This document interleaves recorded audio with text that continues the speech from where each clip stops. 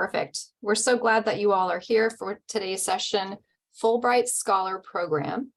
Hear the story of a Dominican Fulbright scholar and how you could be a Fulbrighter.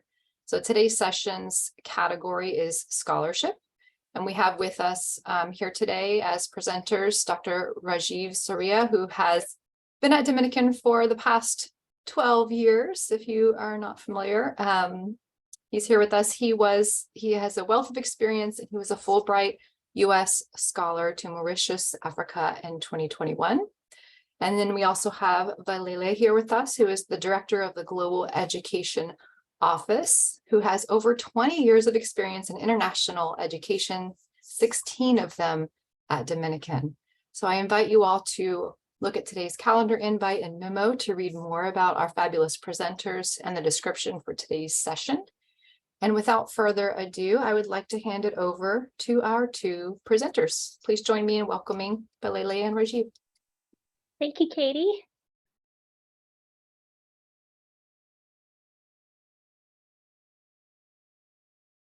All right. Happy Thursday, as Katie reminded us. I greeted her earlier with Friday. I feel like Thursday's the new Friday these days. So as Katie mentioned, Dr. Rajiv Surya and I will be talking about Fulbright, and it's going to be a lot of information. Hopefully you'll have a lot of fun with us because we are both very excited about this particular program. And just to give you an idea, today we'll be talking about giving you a little overview about the Fulbright program. You'll hear from our very own Fulbright scholar, and then we'll get into details about what's so special about Fulbright and some information about the process. And then at the end, hopefully, fingers crossed, there'll be some time for some Q&A. All right, here we go, guys. So here's a little screenshot of the mission and brief history. Fulbright's been around for quite some time. I mean, it was established in 1946 by Congress. And you'll see that, there's a lot of focus on individuals to teach, research, and conduct professional projects abroad. But at its core, it still remains a cultural and educational exchange program to accomplish the stated mission, which is to foster mutual understanding between nations, advance knowledge across communities, and improve lives around the world. We all want to see improvement in all our lives around the world. So this definitely is an opportunity that will make that happen. And then another piece I wanted to mention here is diversity and inclusion, that as a program, Fulbright really emphasizes the program wants to represent the American people. And so diversity inclusion is critical to the work involved in the Fulbright program. They strive to have a broad range of American experiences represented by all of our Fulbrighters abroad. And with that in mind, Fulbright is actively seeking a diverse pool of applicants for the program, no matter where you're from in the United States or how you identify. Fulbright program welcomes you to participate. Here's a little idea, little numbers. We all like data, but in the Fulbright program, they fund annually over 8,000 awards. And you can see that the smallest piece of that is the U.S. Scholar portion of the Fulbright program. But even though it's small, that particular piece of the puzzle is the most strategic. All of the other programs are possible through the development that, through the relationships that the faculty foster while they're abroad, through the programs like Fulbright. And speaking of puzzles, this is where I like to change gears and give the time to our own Dominican Fulbright scholar, a very important piece, a very important puzzle in the Borowski School of Business, Dr. Rajiv Surya. Thank you, Valele, and thank you, Katie. I think this is very emotional for me because Fulbright is something I have heard since I was a child. And when I landed a faculty position at Dominican, I was lucky to meet some people who talk about Fulbright. So I think that helped me transition into applying at least, and then finally be a recipient of the award. So thank you for having me here today. It's really an honor to be talking to you all.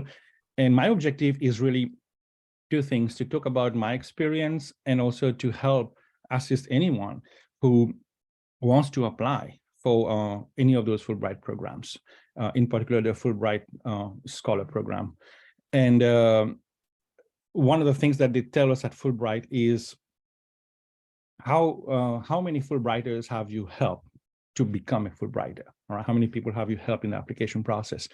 So this is something important. We want to propagate this whole Fulbright cultural exchange program across the world. So let me share my screen with that said.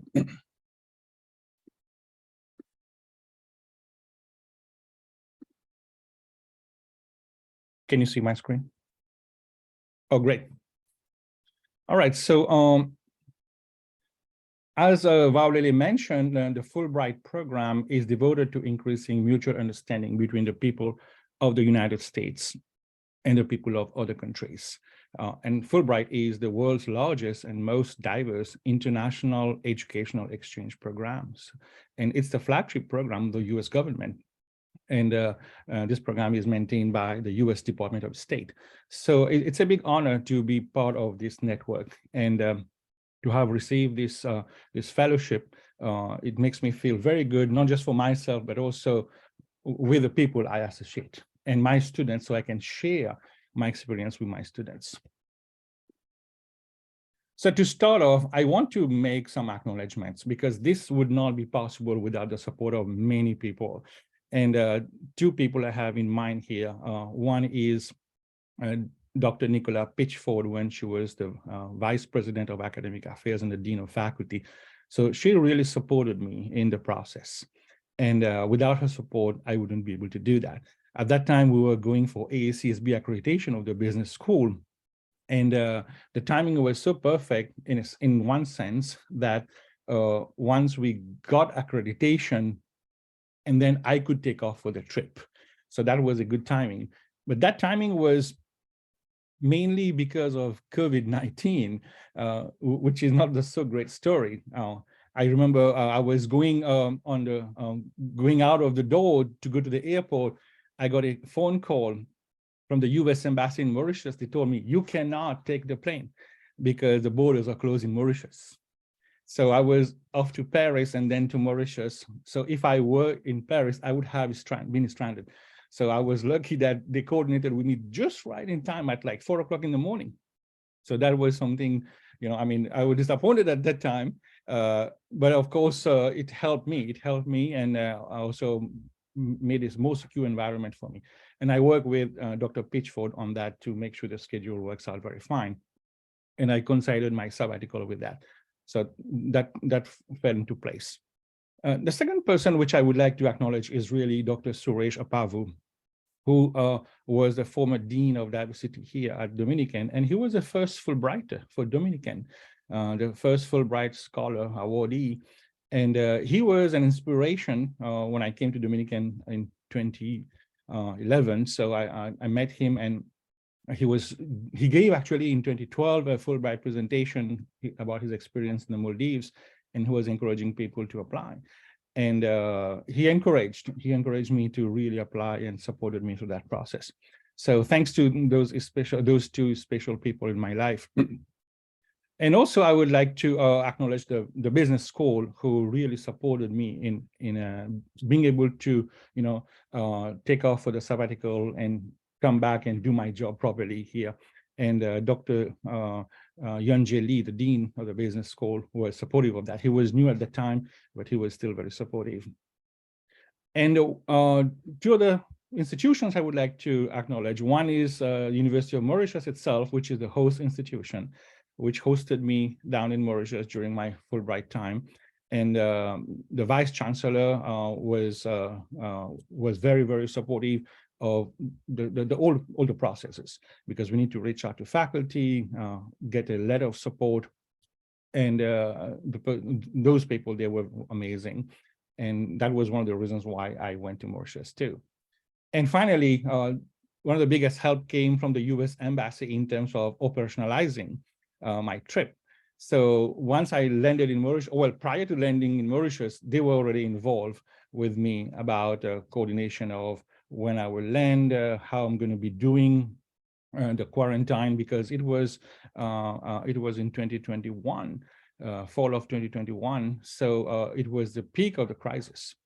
I was deciding whether I should go or not. So I made a decision to go because I already had the vaccine. So that was one of the things.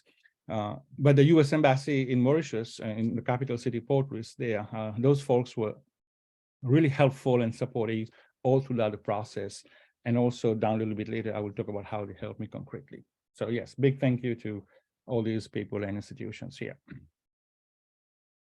So just a quick look at the world map here. So we are in San Francisco, and Mauritius is all the way down here in the Indian Ocean. It's really in the middle of nowhere, so to speak. It's an island.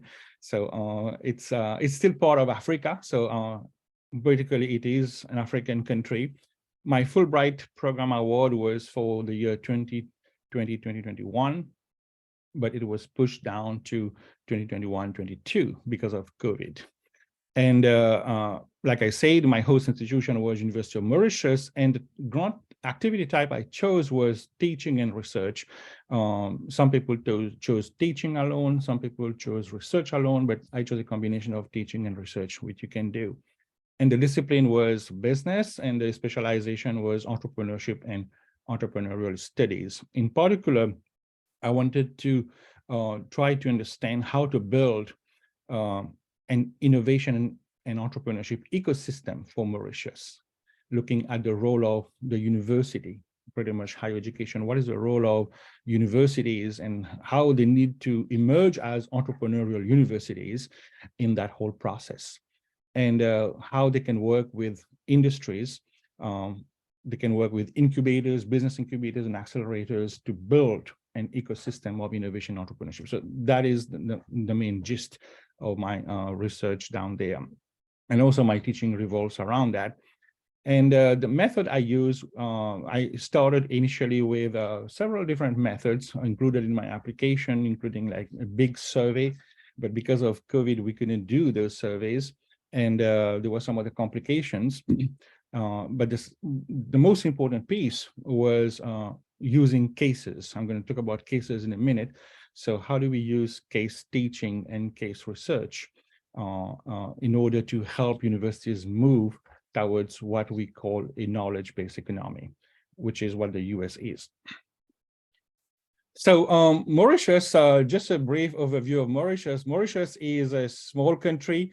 It's 11,000 miles away, and you will take 36 hours door to door to reach there because you have to stop and stay over or maybe lay over.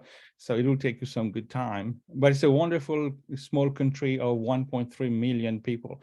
All right, as you can see, the beaches here is like really pristine. So very clear sandy beaches, as we tend to think, you know, what they are in the movies. People say Mauritius competes with Hawaii in terms of tourist destination. Mauritius is not very familiar to people from the United States probably because of the distance. But for Europeans and Asians and Africans, Mauritius is the go-to destination place in terms of tourism. And tourism is a major industry, has always been a major industry for Mauritius. Sugarcane has been classically the traditional industry. Now they have evolved into agro-based businesses. And also textile used to be very strong in the 80s and the 1990s. And because of the role of China in the global economy, so Mauritius has moved a little bit away from textile, that is light manufacturing, and move into services such as banking, information and communications technology, which we call the ICT, and also emerging sectors of the fintech, the blue economy, reconstructive surgery. So if someone wants to get their nose done and cosmetic surgery, Mauritius is one of the top places in the world to get that done. So very efficient and effective technology out there and personnel. And Mauritius normally is known by the place where we had the dodo bird. The dodo bird, as you know, is an extinct bird. It was put to extinction in the 17th century. But this is the only place in the world that had this endemic bird called the dodo. And now we have the expression as dead as the dodo, because we don't really have that anymore. So when I teach globalization to my students, I tell them globalization has all these good aspects, but one of the negative aspects it created was the extinction of this particular bird, which is a sad story, but it's part of history. Now the Oxford Museum of Natural History has the mummified dodo, and they're trying to bring the bird back to life in some form. Whether it's a good idea or not, the story of the dinosaur, I'm not going to get into that, but they're trying to look into genetic engineering, gene editing, and stuff like that to try to recreate some version of that. But yes, back in the days, agriculture was the main thing. Over time, it changed into a diversified economy. And the country itself is a very multicultural society. They have many religions. The main ones are Hindus, Christians, and Muslims as the majority of the population. And English is the official language, but it's not spoken much, except for formal activities and businesses, like the parliament will be done in English, some major examinations will be done in English, but people don't really speak English fluently. What is most spoken is French and Creole. Creole used to be a dialect of French. Now it is an official language being recognized. It created a dictionary on Creole. And also because Mauritius has a lot of people whose ancestry is from India, Hindi and Bhojpuri are very commonly spoken. But there's an important population from China that came to establish the business of textile and manufacturing. And those people from China, Hong Kong, pretty much, they brought in the Cantonese and the Mandarin. So today we have a lot of languages being circulated in the country. And people are multilingual to start with. Any kid you pick down there is very multilingual, which is a great asset to the country. So sugarcane, the traditional sector, which has evolved now into this. This is what the country looks like. So you can see that this is tremendous economic development and economic growth. Excellent road networks, infrastructure is really good quality, healthcare is excellent. They have introduced the light rail system to alleviate congestion, and this is all carbon free in a sense. So the country has made tremendous progress over time. And they pride in saying that there is l'unité dans la diversité, which is unity in diversity. There's a lot of religions, faith, ethnicity, and Mauritius has no native population. Everybody is an immigrant. So people started immigrating like 200 or so years ago. So it is an immigrant. Just like nowadays, a lot of people are moving, for example, from from India to United States in search of better opportunities. Back in the days, people from India used to move to Mauritius in the hope of getting a better life. So that migration is part of the DNA of the people of Mauritius. And a lot of people send their kids to European universities to study it. They have a lot of good connection with Europe, with Asia, with Australia. A lot of people go to Australia. A lot of people start to go to China now, but not so many come to the United States. And one of the things I talked about there in Mauritius was, how can we get students to come to Dominican? So I showed them some pictures and some programs that we have, and I think people are excited about what we have to offer as a university, not just in the business school, but as a university itself. So this is something in the making right now. Hopefully it will translate into some positive outcomes down the road. Now, the food is very colorful, and you can see here, I'm already feeling hungry right now. I hope this is lunchtime, you guys too are. So there are some various exotic food, but the combination, so you can see here, different kinds of food. There are some street foods, which are like some fried foods, and some on the go kind of food. On the top here, you'll see, which is kind of a tortilla, but a grain-based tortilla called the dal puri. which is what everybody eats in Mauritius. It's like a tortilla with some kind of a curry inside. And a lot of people eat seafood. So seafood, because it's an island, right? So seafood is pretty much a staple out there in Mauritius. And we have various forms of biryani, which is the rice dish made of chicken, or could be lamb, which is very popular, or beef for those who eat, and also vegetarian. So vegetarian culture is pretty big in Mauritius. And on the go kind of food is Asian foods. So we'll see like dumplings, and so here we call it the bouillon or boulette. So that's a very quick on the go kind of food. So if you go to Mauritius, you cannot miss any of those things that you see on the screen here. And the country has an important natural beauty. This is a picture of a waterfall in the southwest part of the country. And it's when it rains, it floods a little bit, and it's amazing. People go to go down this waterfall. Some people go jumping and stuff. So it's pretty amazing what people do in terms of sports out there. And also just for curiosity, to take young people out there to see nature, get connected, unplug from your iPhone, so those kind of things.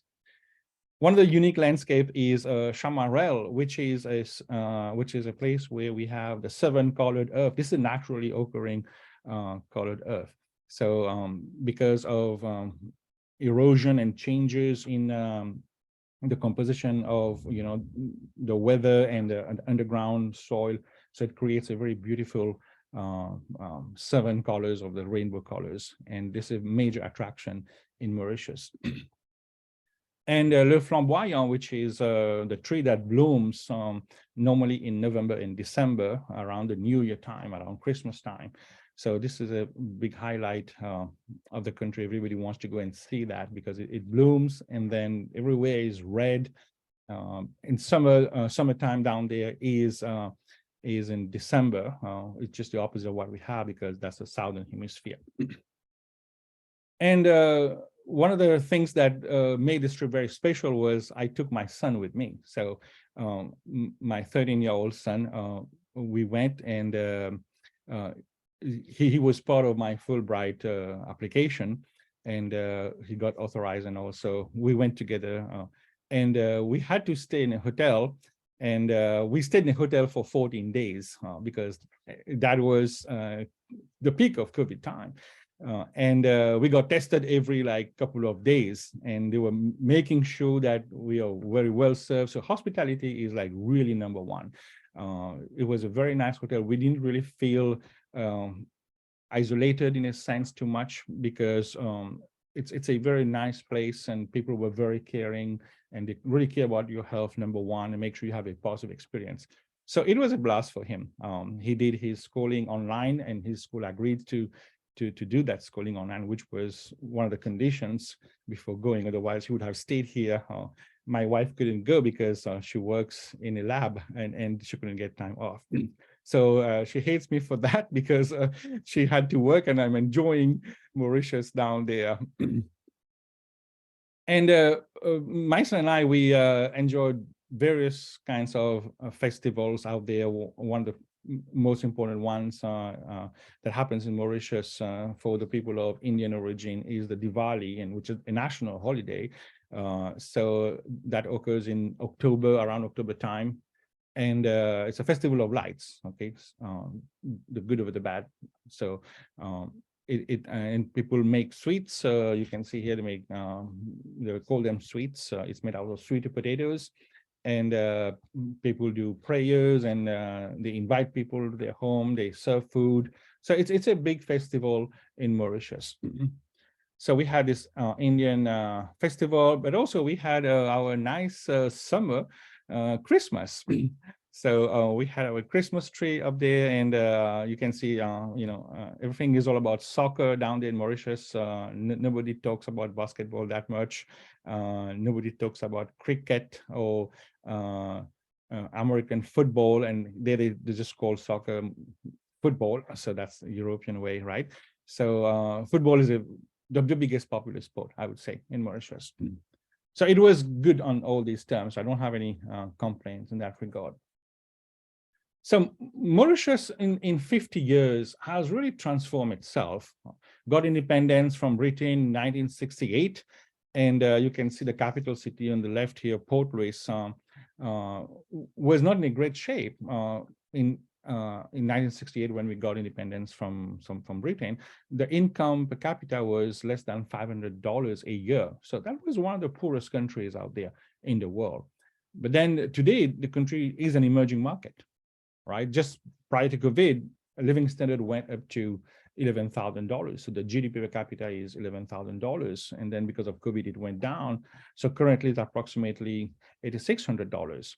So living standard has pretty much risen by approximately 20-fold, which is a very, very big economic transformation in a span of, less than 2 generations.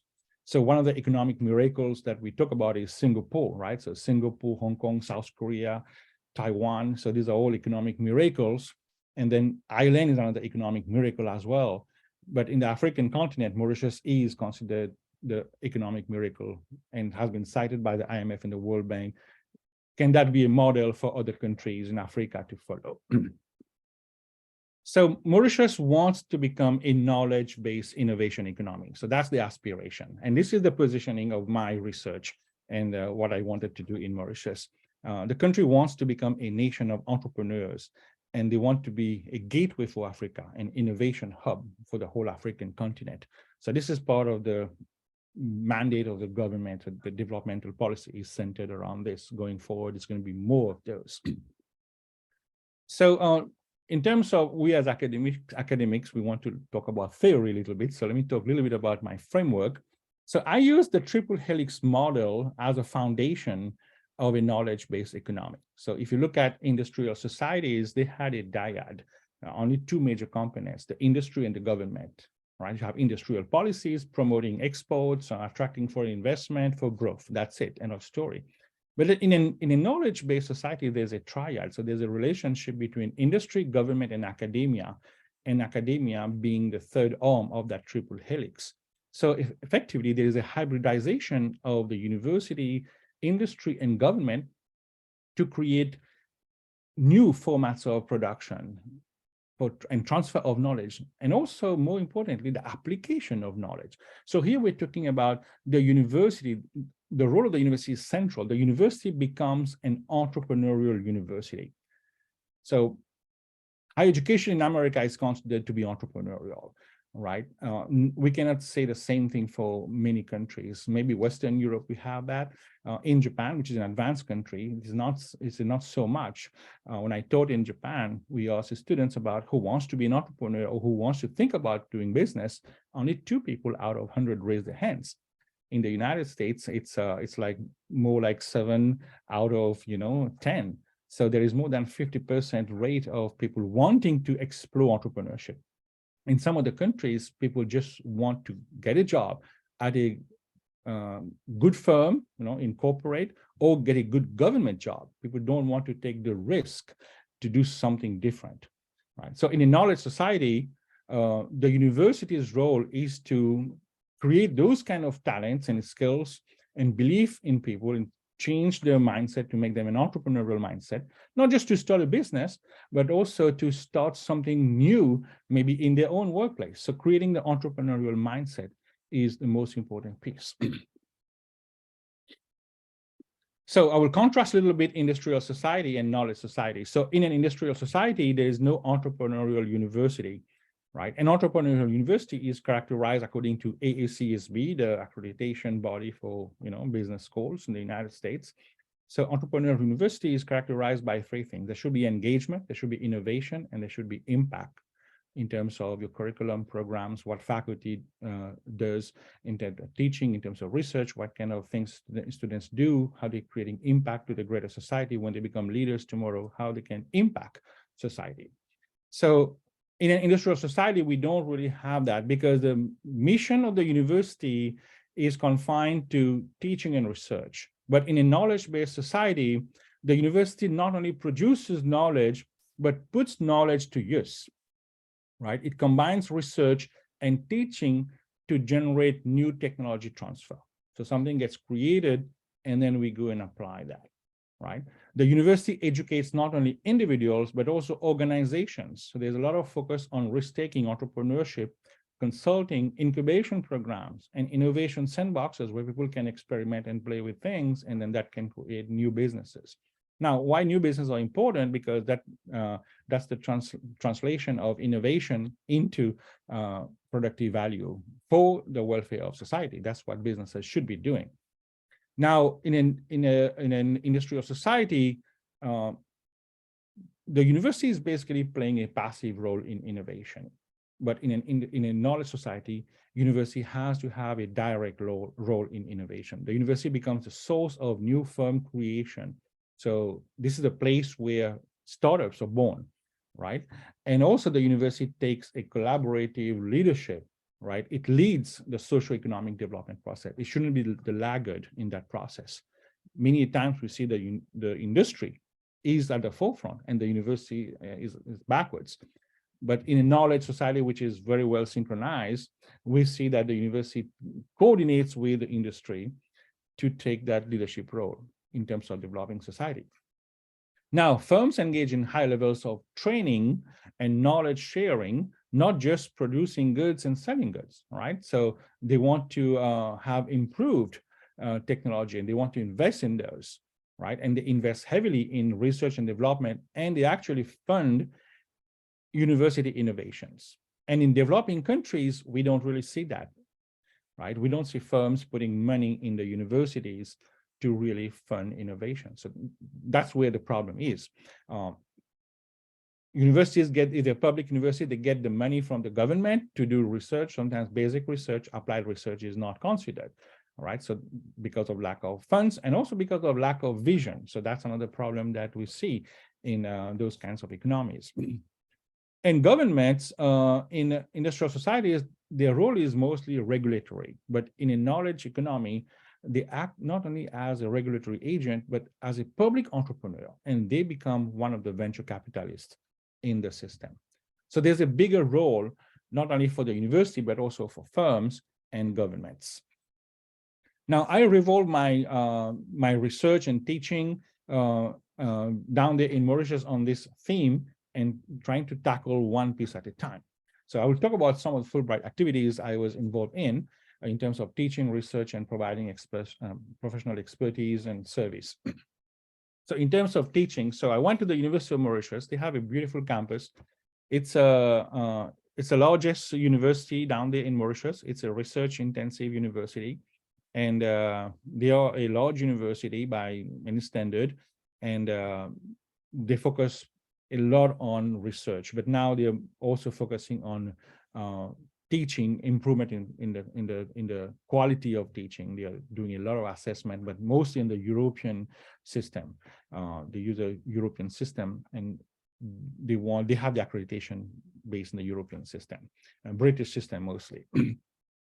So they don't have things like AACSB like in the business school, and it's very costly to get that, of course.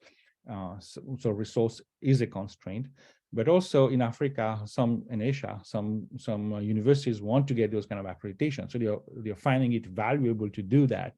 And the business school here at Dominican, we have seen the impact of AACSB accreditation since we got that. I mean, we expanded the China market, our MBA programs are booming, and that AACSB accreditation has a tremendous value globally because people recognize that. So those universities in developing countries may not have those capabilities or resources, and this is an area where they can improve. So University of Mauritius is a huge university, and they have very beautiful campus, as you can see here. In the summertime, it's really great, and people walk around all over the campus all the time. So it's very busy, and there's a lot of traffic. One of the teaching innovations which I brought to Mauritius was I introduced the Harvard case method to students, faculty, and to the industry, and particularly the industry mentors in Mauritius. I did that at all three levels: undergraduate, MBAs, and doctoral levels. For the undergraduate, I did that through working with business case competitions. Actually, while I secured a grant from the US Department of State to purchase Harvard Business School cases for 11 universities.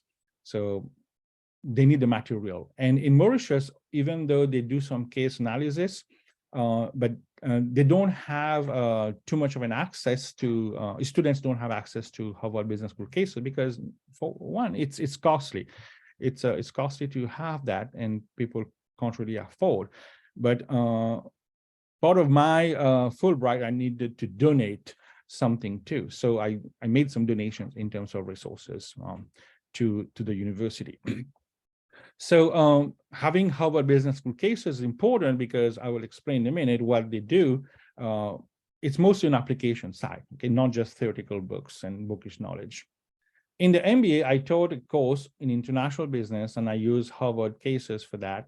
I also conducted a doctoral workshop at the doctoral school at the University of Mauritius, where there were faculty and students both involved. I conducted what we call a train the trainer kind of a workshop on case teaching, showing them how do we actually do this thing. Because even in the US, a lot of schools don't necessarily use the Harvard case method.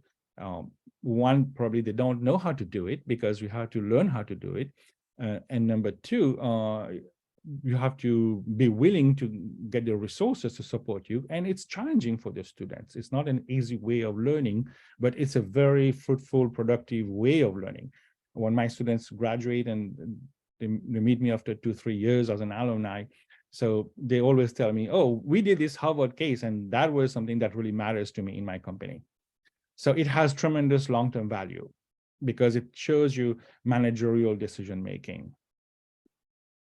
Now, what is a Harvard case itself? A case in general provides information about a significant business issue while expressing no conclusions about that information. So a reader is required to give meaning to a case. A business case is a business scenario, right? So it's a document, pretty much. The Harvard Business School cases, they are documents normally 15 to 20 page long, 10 to 15 page of text with several pages of tables and charts. So it's a very complicated document. It's designed to be complicated, right? So it imitates or simulates a real life situation, pretty much in business, right? For example, what does the CEO needs to do, or if they have taken a decision, we have to see whether it makes sense or not from a business standpoint using tools and frameworks and theories.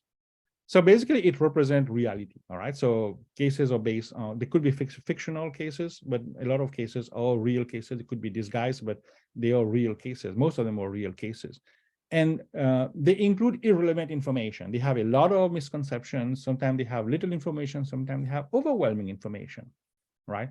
At the end of the day, a case is a text that refuses to explain itself. When you read it, you ask the question, what happened? You don't get the answer, what happened, right? You have to read again a couple of times, and you have to discuss. It's all based on discussion and experiential learning. So a case is a tough thing to crack.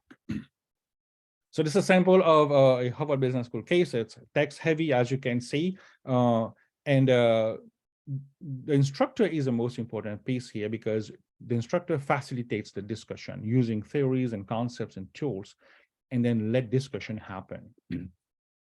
The case method places students in the role of the decision maker, confronting real world business situations, complete with constraints and incomplete information found in real life. That's how Harvard Business School defines it. And the faculty is the facilitator, and the learning is focused on the students, and there's high engagement and active class participation and discussions based on theories and models that we learned during the semester, right? So I brought that concept of using the Harvard case method and you actually using Harvard cases, give demonstrations and workshops to faculty, students, and other staff and industry people, so that they could actually start implementing that, because business schools need to be run that way in today's world. The second big innovation which I did in terms of teaching here was I introduced international business projects for MBA students. For example, how do you enter a foreign market? What's the entry strategy? And I had the students present their work. So in Mauritius, the way of teaching is a little bit old style in the sense that it's lecture-based. Right, it's lecture-based. The faculty speaks and everybody listens. Now it's changing, and it's not changing as much as we want it to change, right? They don't put the student at the center of the discussion, right? So I introduce mini case group presentations on real business cases. I also ask students to do case analysis, to write them up. And they are not used to that at all. I mean, in one page, you need to analyze, not just summarize a 20-page document. So that's tough. Students are challenged by those things. So the focus was on collaborative learning, practical learning versus individualized theoretical learning. Another way I introduced the case method was to work with the HSBC, the Hong Kong Shanghai Banking Corporation, and the Hong Kong University Asia Pacific Business Case Competition. So this opportunity came through the US Embassy. They reached out to me and told me there is this business case competition. So can we do something about it? Can you bring your expertise here about case? So I got a message here. Oh, great. Thank you. Yeah, sorry.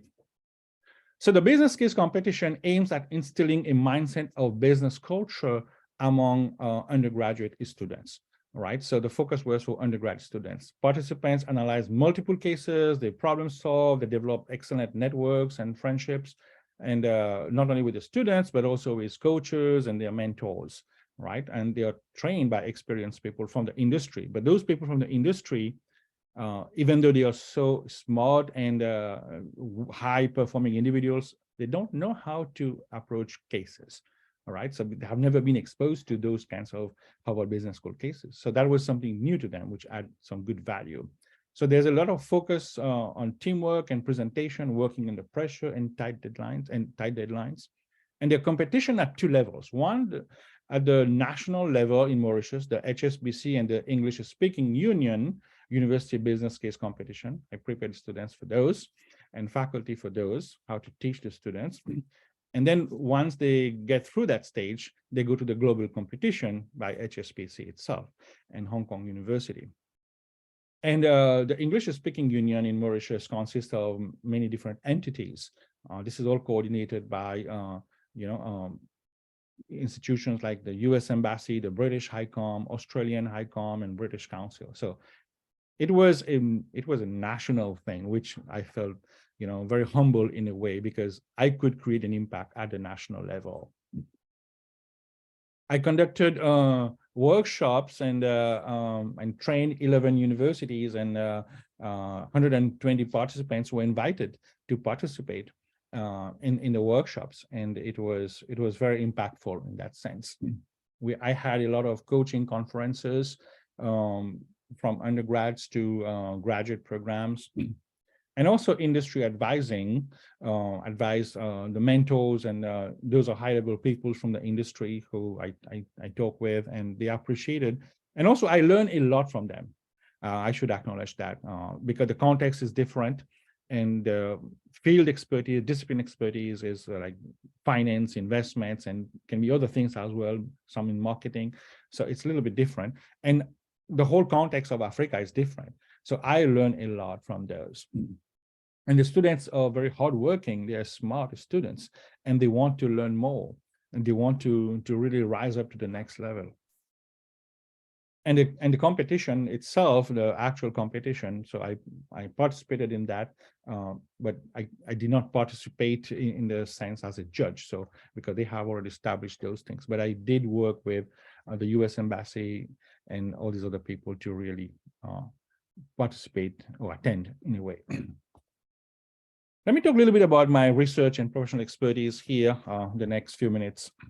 So one of the things that is happening at the University of Mauritius, and this is something I discovered once I went there, was the university focuses heavily on implementing the Sustainable Development Goals of the United Nations, right? So they wanted to, there are 17 goals, the SDGs, that has been established by the United Nations. For example, number 1, a goal of no poverty, and number 9, industry, innovation, and infrastructure. So my focus was on number 9, and it was also on quality education, number 4. So I was invited to be part of a panel where they invited higher education institutions, and my role was to really talk about the role of universities in leading economic development through innovation and entrepreneurship. How do we build that ecosystem, right? So one of the things which I learned here at Dominican was through the LePage Center. We're trying to build that culture of entrepreneurship and innovation, and the LePage Center is there for that. So how do we do that? And also the global consulting practicum that we have been doing at Dominican in the MBA program, people really appreciated that. So how students are getting practical skills to work in the real world. And our numbers speak for themselves, right? Our students are high placement rates and high graduation rates. So they're very well viewed and well appreciated in the marketplace. And those students in developing countries, they get a degree and then that's it. They may not have those marketable skills that the employers want, that the industry wants, or the government even wants. So that's a gap. We call it the skills gap. And that has been documented very heavily by both government institutions in Mauritius and in developing countries as well, and also by universities down there.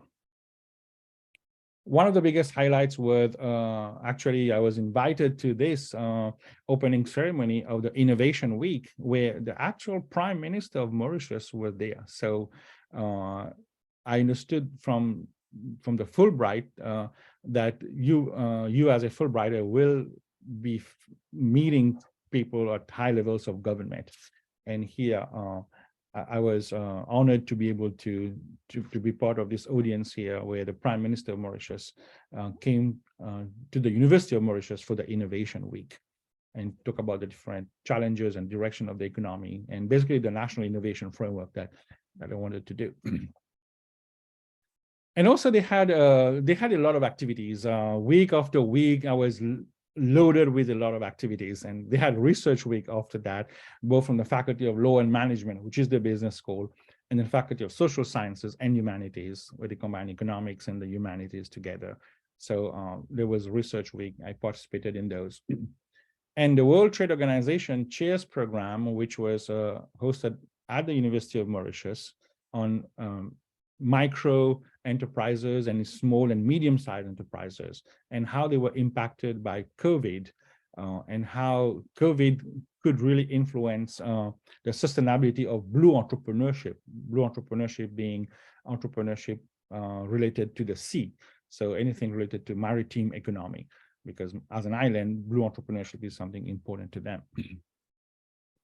I also co-organized an international conference that was sponsored by the International Review of Business and Economics, based in Colorado, by the Society of Indian Academics in America, based in New York, by Oakland University in Rochester, Michigan, and the Institute for Human Studies. So I co-organized this conference. It was a virtual conference, and there was a huge impact. People wanted to participate from different places, and a lot of people came from Asia. That was a prime area, and then there are people from the US, from Europe, and from Africa. So approximately 70 people participated in that conference, which was a very good conference.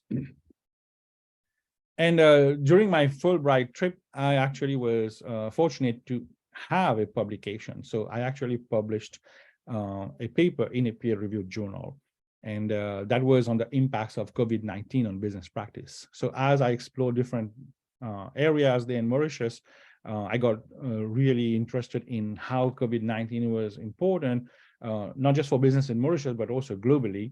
So I did a research on that and submitted a paper, and was accepted, was published in the Advances in Social Sciences Research Journal. So that was something great. I engaged in industry. I have just 2 or 3 slides left. So I had a lot of industry engagement as well. One of which was with the Mauritius Africa FinTech Hub for the Africa FinTech Festival. So that was a huge festival that englobes pretty much most of the African nations. So there were also countries, the United States was involved, and the UK, like advanced economies in Western Europe, was involved as well. So 60 countries participated, and there were more than 1,000 participants. So all these people in the fintech world, how they're trying to create a big liquid market for fintech businesses, so financial technology businesses.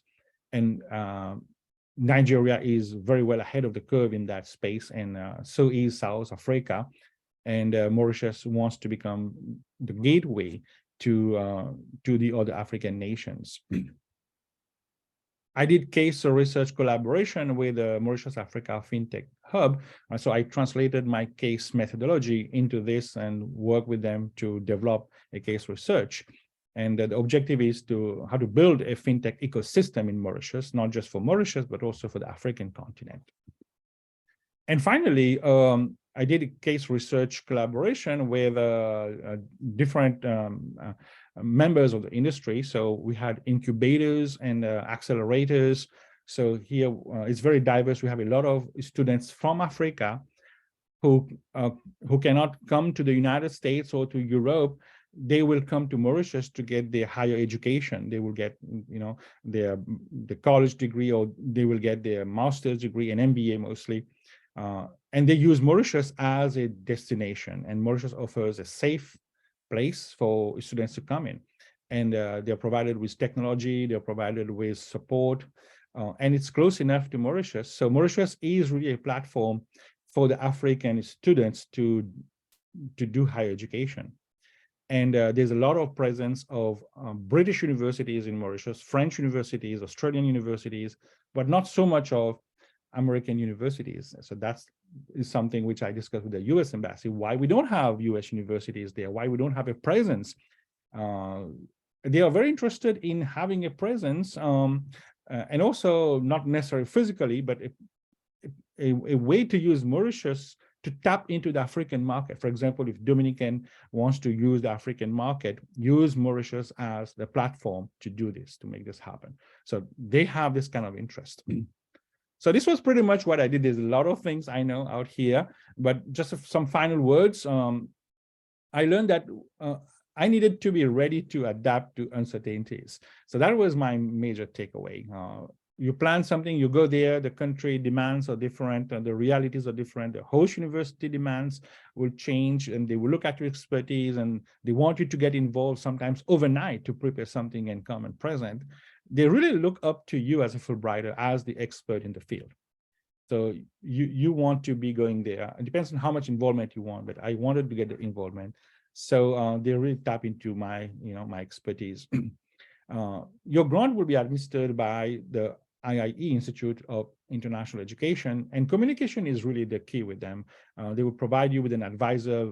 I got a wonderful advisor. She was region specific, so she was specialized on Africa and Sub-Saharan Africa. And all the grant questions and documents that I needed, she was right there helping me 24 hours while I was here. And when I was in Mauritius, my main point of contact was the US Embassy, but I could still communicate with her when I had questions. Before you go, there's a pre-departure orientation, which takes like over, I think it goes over like several weeks. You have like several hours of training and workshops. So there's a lot of information. So it's like information dump on you. So this is something that we need to manage, but it's very enlightening, and it really puts you to test how much you know about yourself at the end of the day, and how much you're willing to learn. When you come back from your Fulbright trip, you will feel that there's so much more to learn, and you'll get a long-term engagement with that host country and with the people you have met. Before you go, it's a good idea to contact the alumni. They are very helpful. They provide great support. And I will encourage anyone, apply for the Fulbright. I think it's a wonderful experience. I had a very wonderful one. There were some issues, of course, like health issues happens. My kid was sick, but we could manage that. But overall, it was a wonderful experience. And if I had to do it again, I will definitely jump on it. And I would encourage everyone here to really look into this opportunity. And if I can be of any help, please reach out. Anybody can apply for a Fulbright if you're a US citizen, whether you're faculty, staff, or even from the public, you can apply. Thank you. Katie, do I have a little bit of time just to squeeze in some information? We do have a few minutes. Okay, perfect. As you round things out, can I make a quick announcement for everybody here? Please. So thanks everybody for attending. We're going to round out here in just a moment. The faculty development program actually has a brief survey that we were going to launch today and ask you to fill out about today's session. So that's going to be something new for professional development. So we hope that you'll follow the link in the chat and test it out for us today. Okay, Awesome. back to you, Valili. All right, thank you.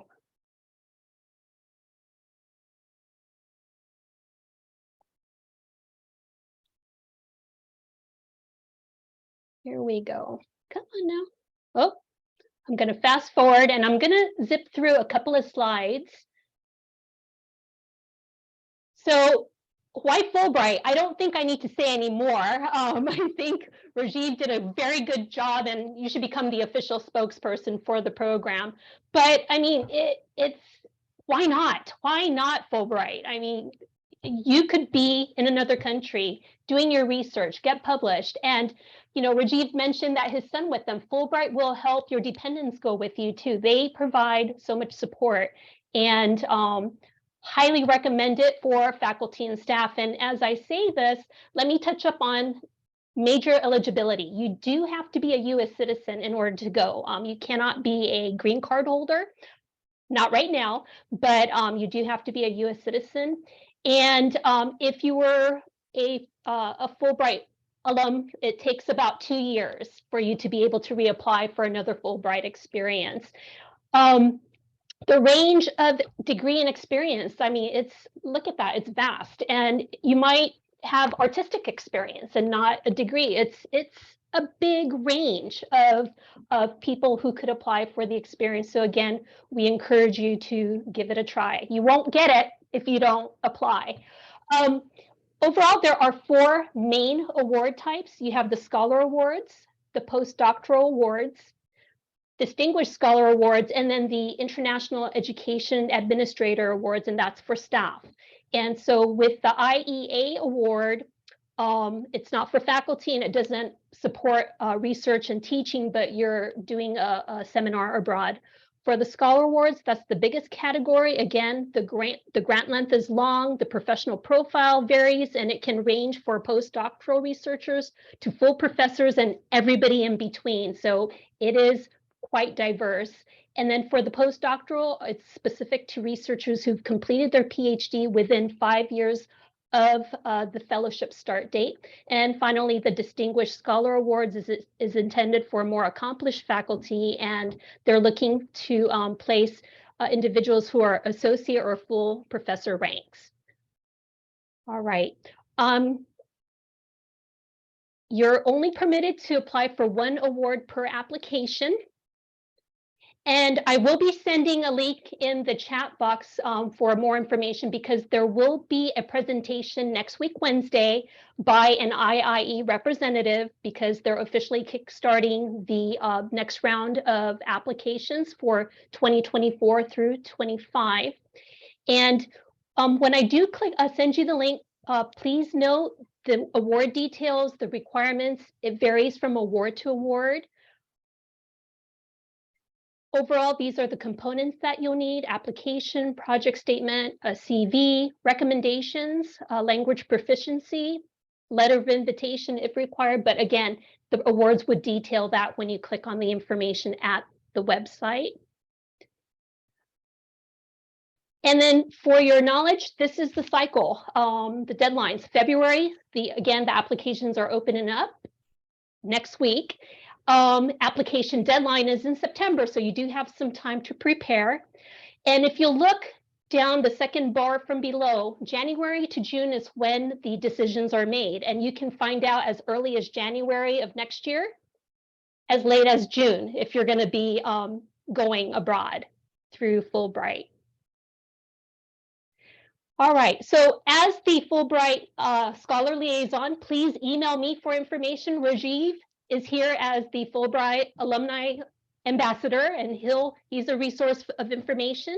The other email address I have here is the scholars at iie.org, and the website that I mentioned, Fulbright, Scholars. I just lost it. Where'd it go? Sorry about that. FulbrightScholars.org for more information. And I'm going to add the link to the webinar that's available for you to attend for next week. All right.